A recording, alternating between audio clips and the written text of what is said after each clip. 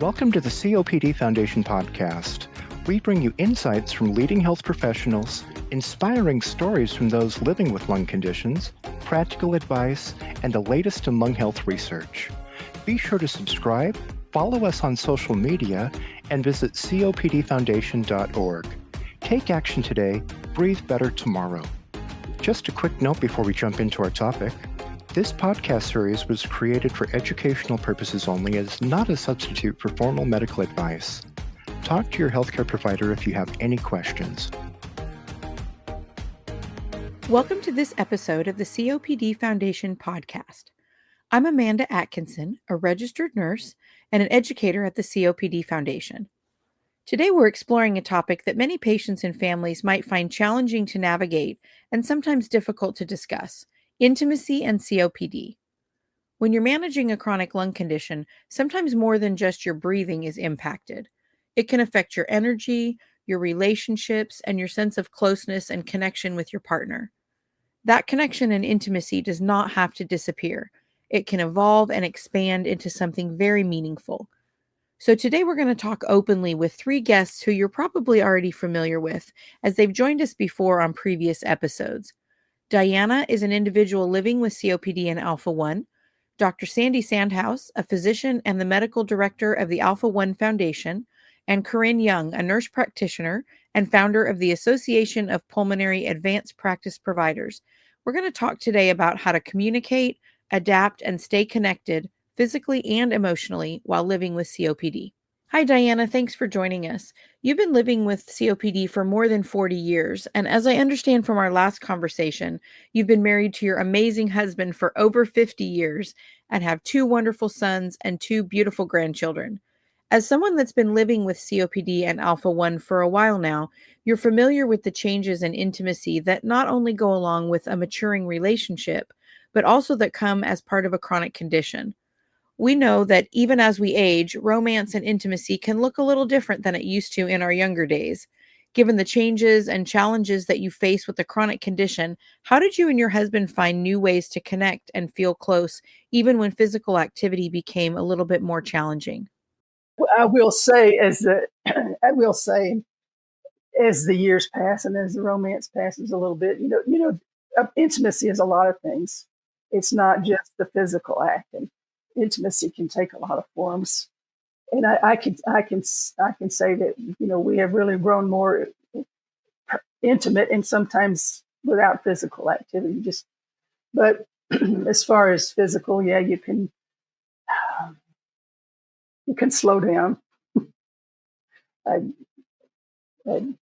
be sure you've taken all your medicines, and if you have a problem, you have to say something. You can't just try to breathe through it. You just have to say something. Slow down.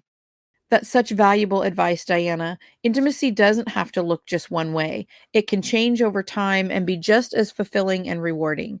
Talking openly and respectfully with your partner is so very important. A few years ago, I had the pleasure of interviewing Dr. Barbara Young about this very topic, and one of the main points of that discussion was the importance of communication. Many times, your partner's likely just as nervous about intimacy as you are. They're worried that the activity might cause harm or maybe make you more short of breath. So talking is really key. Not just talking before, but talking during and after physical intimacy. Diana, I love the comment that you made about intimacy being much more than just physical activity. It's really any way that you can intentionally connect with your partner, maybe hugging, kissing, cuddling, talking, even just being together and sharing about your day. That's a form of intimacy as well. Dr. Sandhaus, Diana mentioned slowing down and being open with your partner about limitations. I understand that the Alpha-1 Foundation has a reference guide that includes a chapter that discusses this very topic in depth. So what are some types of strategies or advice that are included in that chapter, especially for those that might be concerned a little bit with how intimacy might impact their breathing? Our Big Fat Reference Guide includes an entire chapter on intimacy, including beautiful drawings of positions during sexual activity that will be less stressful on the respiratory system, advice on how to wear oxygen during sex and things like that. and I can hear Diana laughing in the background because she knows this chapter well. And it was a controversial chapter. There were coordinators who felt that it was inappropriate to have a chapter like that in our Big Fat Reference Guide. And it actually got to the point that we put a disclaimer on the front of the chapter telling people they could remove this chapter from the book if they were uncomfortable having this in their guide. But most people thought that it was an excellent way to handle these kind of questions, and I think the recommendations there, which mostly had to do with things you can do instead of activities that would be highly stressful on your lungs, and ways that you can improve your performance by position, by making sure the oxygen tubing doesn't get in the way and stuff like that if you're on oxygen. And there are many people that have told us that they were very grateful that we were bold enough to put that in. And the artist that we had to do the drawings told us that he put all the originals in his office. It's the artwork he's most proud of. Dr. Sandhaus, that is wonderful. It sounds like such a great resource. And it's clear that patients have appreciated having their concerns addressed, even when they may have been hesitant to have a direct conversation about it. You mentioned that the reference guide gives recommendations for activities that would not be as stressful on the lungs. It's important to be creative and find ways to create connection that might not be so energy intensive. And when you do engage in those more energy intensive activities, it's really important to pay attention to your body and pay attention to your partner's body. Pace yourself and increase activity slowly, looking out for any warning signs like fatigue or shortness of breath. Take things slow and stop if you need to. It's also important to make sure that both partners know how to tell when the other one wants to be intimate. One suggestion that Dr. Young made in our interview was to come up with really clear hints, holding hands, maybe guiding your partner with a hug or a kiss. And I know that scheduling intimacy might sound like a very non-romantic, unspontaneous thing, but sometimes it's really necessary.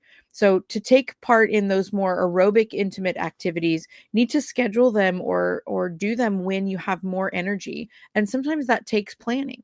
Make space to connect physically at a time of day when you know that you'll feel the most rested and won't have other responsibilities or other things that require your energy and focus.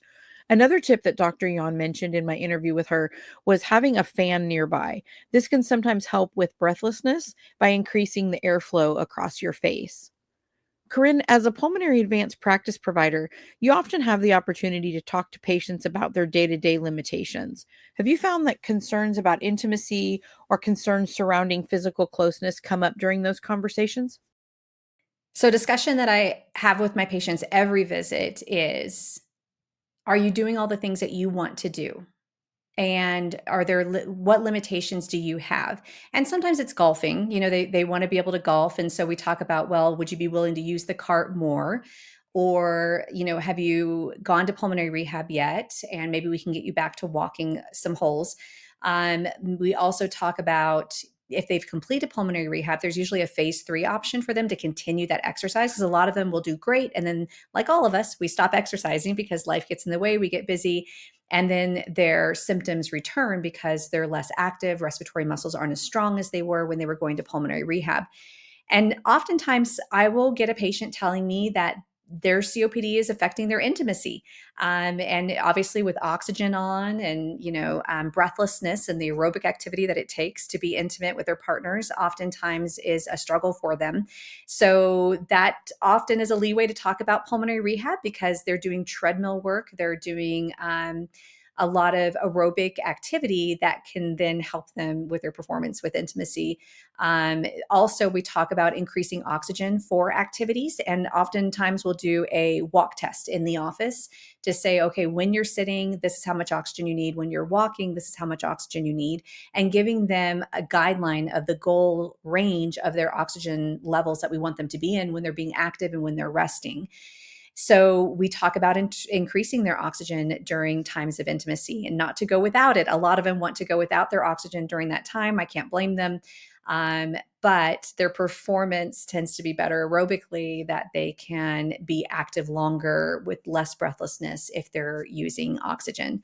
And so those are conversations, I don't think school really prepares us for, but, something that is important to our patients. And, they may not necessarily feel very comfortable bringing that up with you, but you might just have to probe a little bit about activities and where they're limited and where they would like to perform better. And what could we do to help you get there? Yes, Corinne, the connection that you made with intimacy and pulmonary rehab is so important. We don't always think about sex as an aerobic activity, but it is. And we know how much value a rehab program can bring in helping build aerobic stamina. This is just another reason to reach out to your healthcare team and ask if pulmonary rehab is right for you. You also mentioned, Corinne, oxygen use, and Dr. Sandhaus, you mentioned positioning. Those two things are very important. So if you're using supplemental oxygen, make sure that you've got enough tubing to be comfortable and not be restrictive in your movements. You can ask your equipment provider for longer tubing if needed, or if you need to, reach out to your healthcare team and they can get you connected with what you need to have. Try experimenting with different positioning of your body, such as lying on your back or your side with your head and chest elevated. Sometimes that can help you feel more comfortable and help out with some shortness of breath. And as Diana mentioned earlier, take your medications before engaging in any kind of physical intimacy and have your rescue medications close at hand. As we reach the end of this episode, just a few final thoughts. Living with a chronic lung disease brings on many life changes, and it's normal to have strong feelings when something important to you has changed. It's okay to talk about your feelings with your partner and with your healthcare team. Be honest with yourself and with them about your fears, your concerns, your frustrations. It's really likely that your partner's feeling the same way. So, open and honest communication, we have to remember that's a form of intimacy too. Always talk to your healthcare provider before engaging in any type of physical activity. And remember, you're not alone. The COPD Foundation has a great community support group on our website called 360 Social, where you can go and you can look up questions. You can search questions that others have asked, or you can even ask your own questions. And you might find posts from other members that are there discussing ways that they were able to overcome challenges with intimacy or any challenges that you may face living with a chronic lung condition. If you're living with COPD or another chronic lung condition and are feeling disconnected from your partner, or you're wondering if intimacy is still possible, it is. Intimacy does not have to stop. It might shift a little or look a little bit different sometimes, but that difference might lead to something even deeper and more meaningful. If you're a partner of somebody living with a lung condition, your support and communication really matters more than you know. Open communication, a listening ear, and a reminder that you still love them, want them, and that it's okay to take things slow really goes a long way to relieve pressure that they might be feeling. A huge thank you to Diana, Dr. Sandhaus, and Corinne for joining us on this very real and valuable discussion about such an important topic. You can find the big fat reference guide that Dr. Sandhaus mentioned on the Alpha One Foundation's website at www.alpha1.org. And you can visit the COPD Foundation 360 social community at copdfoundation.org, or speak with the patient or caregiver peer health coach by calling 1-866-731-2673. Again, that number is 866-731-COPD. Thanks for tuning into this episode. You can check out more episodes of the COPD Foundation podcast on our YouTube channel or on any podcast platform. Thank you for tuning into the COPD Foundation podcast. And remember, whether you're managing a chronic lung condition, providing support to those who are, or just want to learn more about lung health, the COPD Foundation is here to support you. Be sure to subscribe to this podcast and follow us on social media. Take action today, breathe better tomorrow.